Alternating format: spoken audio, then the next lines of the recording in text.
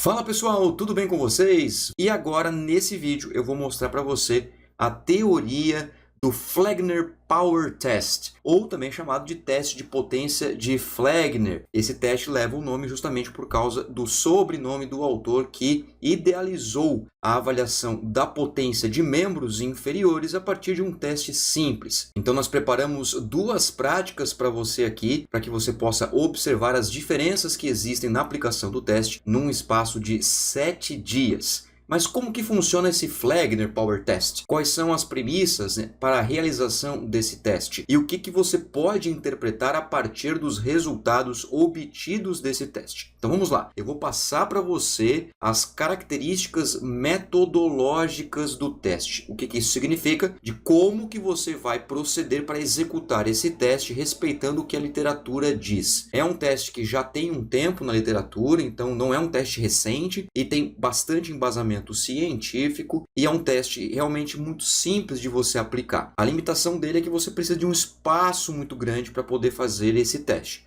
Porque o Fleggner Power Test consiste em fazer 10 saltos horizontais consecutivos com os pés paralelos. Então você vai simplesmente demarcar o ponto 0 e o ponto X. Esse ponto X é o ponto onde o indivíduo vai parar após saltar 10 vezes consecutivas de forma horizontal. Então o indivíduo ele vai se posicionar na linha de partida, um pouquinho atrás da linha de partida, e vai fazer 10 saltos consecutivos para frente, ou seja, de forma horizontal. O mais importante é que esses saltos sejam com os pés paralelos, eles sejam juntinhos, o que é uma das dificuldades para as pessoas manter os pés juntinhos, porque vai acontecer de um pé ficar na frente, outro pé ficar atrás, inclusive aconteceu com a gente também. E é claro que conforme você vai fazendo os saltos, um dos fatores determinantes para que você cumpra esses saltos é o tempo.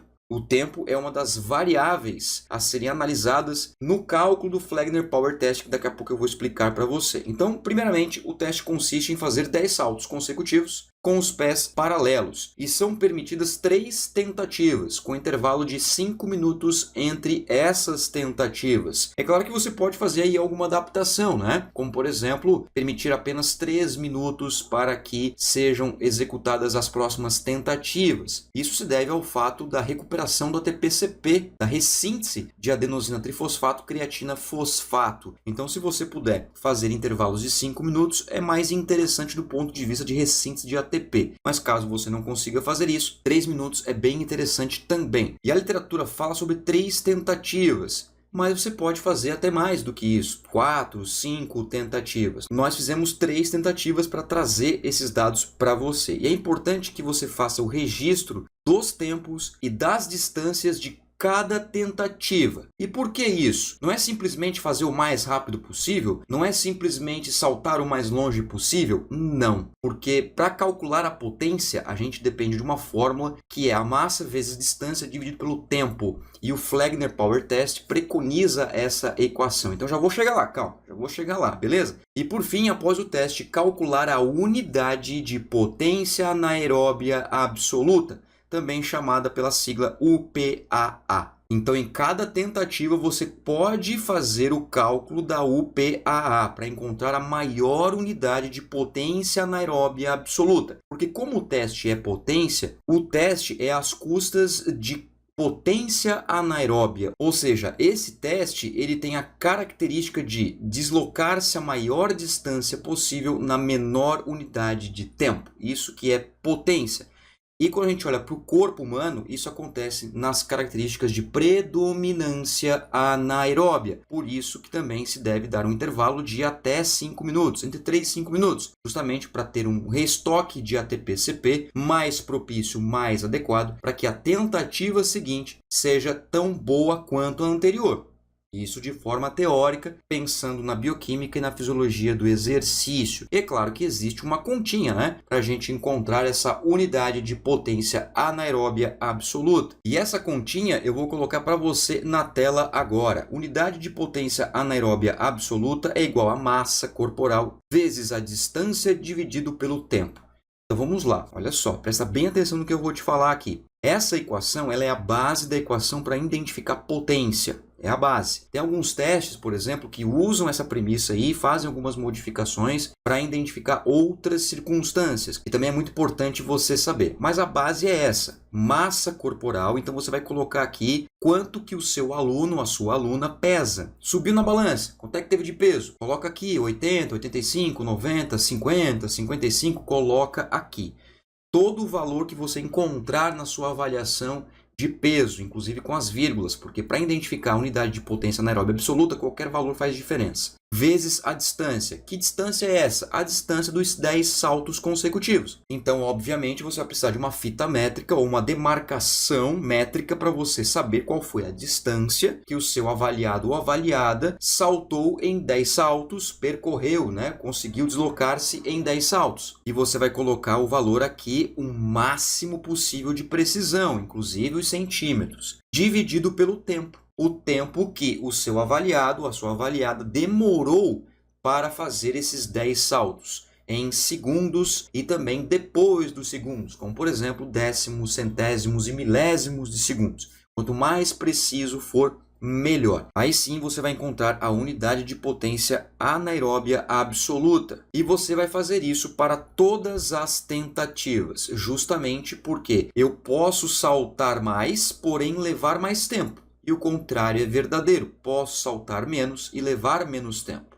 Então, eu preciso fazer o cálculo para saber qual é a unidade de potência anaeróbia absoluta de cada tentativa. A massa corporal vai ser a única variável constante na equação, porque o peso vai ser o mesmo para um determinado dia. No nosso caso, o professor Gustavo e eu, que organizamos uma prática para você, a gente fez 2 vezes esse teste. A gente fez com espaçamento de 7 dias, onde não houve modificação do peso absoluto. Então, nós mantivemos a massa corporal tanto na primeira avaliação quanto na segunda avaliação. Você vai observar isso nos vídeos a seguir. Então, tem que calcular, porque não é simplesmente saltar o mais longe possível e também não é simplesmente demorar o menos tempo possível. Se você conseguir unir as duas coisas, melhor. Fazer bons saltos no menor tempo possível ou em um tempo pequeno, razoavelmente adequado, isso vai trazer para você uma unidade de potência anaeróbia absoluta bastante interessante. E a literatura ao longo dos anos conseguiu também estimar a unidade de potência anaeróbia absoluta por meio da massa corporal magra. É possível você estimar a unidade de potência anaeróbia absoluta por meio da massa corporal magra. Então, o que eu vou fazer aqui? Presta bem atenção, olha só. Eu vou simplesmente trocar esse MCM, que é massa corporal magra, pelo valor encontrado em uma determinada avaliação. Então, você vai ver isso a partir da avaliação da composição corporal. E nós vamos colocar o valor aqui.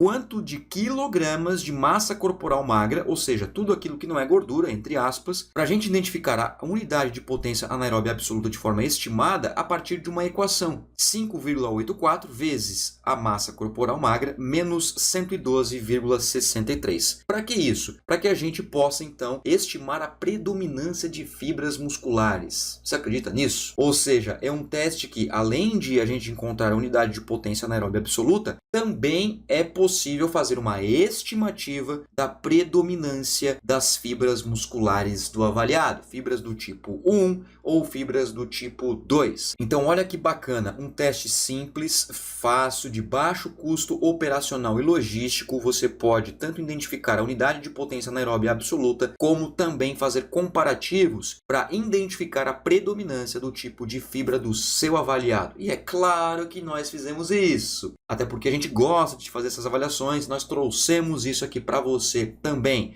Você vai ver tanto eu quanto o professor Gustavo sofrendo aí com os testes físicos, mas para trazer para você a realidade prática de como que você coloca isso no seu âmbito profissional. Então vamos lá, ó. Tem algumas estratégias bem interessantes a partir de cálculos também, né? Para você saber se a predominância de fibras do seu aluno, da sua aluna, é fibra do tipo vermelha, do tipo 1, ou fibra do tipo 2, do tipo branca, né? Também podemos falar tipo 1 lenta ou tipo 2 rápida. Tem algumas subdivisões, eu não vou entrar neste mérito agora, eu quero só que você pegue a essência básica disso para a gente partir para os testes físicos, beleza? Então, olha só, as equações que a gente utiliza para fazer essa identificação se o seu aluno ou aluna é predominantemente fibra 1 ou predominantemente fibra 2 são as seguintes, saca só. se a unidade de potência anaeróbia absoluta estimada, ou seja, aquele valorzinho que é encontrado a partir da massa corporal magra, for maior do que a unidade de potência anaeróbia absoluta do teste físico, do Fleggner Power Test, significa que o seu aluno, a predominância é de fibras do tipo 1. Isso, claro, de uma forma estimada, porque para saber mesmo tem que fazer outra análise. Mas, de uma forma estimada, utilizando cálculos aí, significa isso aí. Agora, se a unidade de potência anaeróbia absoluta, ou seja, o valor encontrado do teste físico, for maior do que a unidade de potência anaeróbia absoluta estimada, ou seja, aquele que tem a utilização da massa corporal magra, isso significa fibras do tipo 2. Agora, se existir um equilíbrio ou se os valores forem muito próximos, e aí eu digo para você que eu não conheço qual é a proximidade desses valores, não sei se é 2%, 5%, 10%. A literatura diz que se for igual, o que é bem difícil de acontecer, dos valores serem iguais, ou muito próximos, aí sim nós temos uma condição de fibras mistas. Então, o seu aluno não tem uma predominância de 1 ou 2, significa que ele tem aí um conjunto misto dessas fibras musculares. Apesar de ser um teste indireto, mas é interessante do ponto de vista de análise, do ponto de vista avaliativo, para você ter uma noção, né, de como é o seu aluno em relação às fibras musculares. Beleza, amor, mas olha só. Putz, cara, tô aprendendo agora. Dá para dar um exemplo aí para ficar bem legal? Para pelo menos eu escrever aqui nas minhas anotações e fazer os exercícios e depois, quando eu voltar ao vídeo, aprender de novo? Claro, olha só, vem comigo, tá? Um exemplo para ficar claro isso aí. Uma pessoa que tenha 80 kg de massa corporal. Vamos imaginar que seja o sexo masculino, ok? 80 kg. Lembre-se o seguinte, não precisa fazer a avaliação da balança em si. Se você tiver uma balança, faça a avaliação. Mas se for um adulto saudável com alta consciência corporal, você pode simplesmente... Aí, amigo, seguinte, ó. Qual é o teu peso? Ah, professor, professora, eu peso 80. Fechou, anota, 80. Claro que se a pessoa puder ser mais específica, melhor ainda. E é claro, se você tiver a balança, pese. Mas vamos imaginar o seguinte, tá? 80 kg.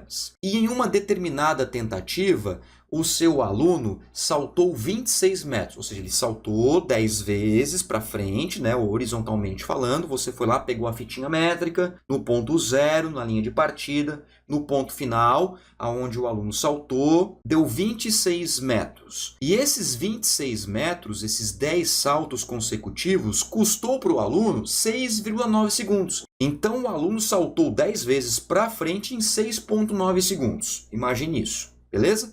Você vai simplesmente fazer a continha. 80 vezes 26 dividido por 6,9. Então, a unidade de potência anaeróbia absoluta está aqui, ó, 301,45. Esse é o resultado da continha toda. 80 vezes 26 dividido por 6,9. E vamos imaginar que você também fez uma avaliação antropométrica no seu aluno. Basta você fazer estratificação em dois componentes, massa de gordura e massa corporal magra, ou massa isenta de gordura. Então, imagine, por exemplo, que ao fazer a avaliação com o seu aluno de 80 kg, ele tenha 12% de gordura. 12% de gordura equivale, então, a uma massa corporal magra de 70,4 kg. Lembra da importância de você entender a diferença entre relativo e absoluto. Relativo é porcentagem, absoluto é a quantidade de quilogramas. Então, se um aluno tem 80 quilogramas, absolutamente falando, 80 quilogramas, isso é 100% do seu peso corporal. Se eu falei para você que este aluno, hipoteticamente falando, tem 12% de gordura, isso é relativo, 12%.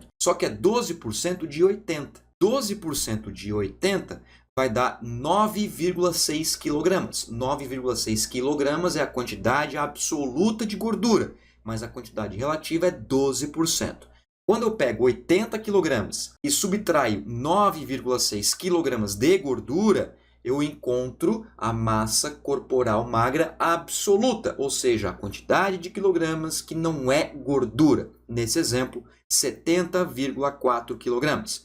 Aí eu vou substituir lá na equação, vou fazer esta multiplicação e depois subtrair de 112,63. Ao fazer a continha, chegamos no valor de 298,51. Olha só, fica ligado aqui no que aconteceu. Primeiro lugar, unidade de potência anaeróbia absoluta no teste, 301,45.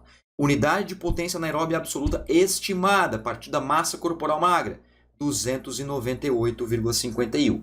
Então, na tela anterior, eu mostrei para você que a partir desses dois valores, a gente consegue estimar a predominância se é fibra do tipo 1 ou do tipo 2. Então, nesse caso aqui, ó, a gente percebe que 301,45 é maior do que 298,51. Nesse caso, a unidade de potência anaeróbia absoluta ela é maior do que a unidade de potência anaeróbia absoluta estimada pela massa corporal magra. Ou seja, de acordo com a literatura, isso mostra que o aluno tem uma predominância das fibras musculares do tipo 2, ou seja, as fibras rápidas, as fibras brancas. Isso porque a UPAA foi maior do que a UPAA exímio, só porque o valor está bem próximo. E é isso que eu quero reforçar com você. Eu não encontrei na literatura, eu não conheço uma proximidade desses valores, porque se a gente olhar grosso modo, os valores estão próximos. Poxa, daí 3 unidades de potência anaeróbia de diferença, poderíamos dizer então que esse indivíduo tem aí uma proximidade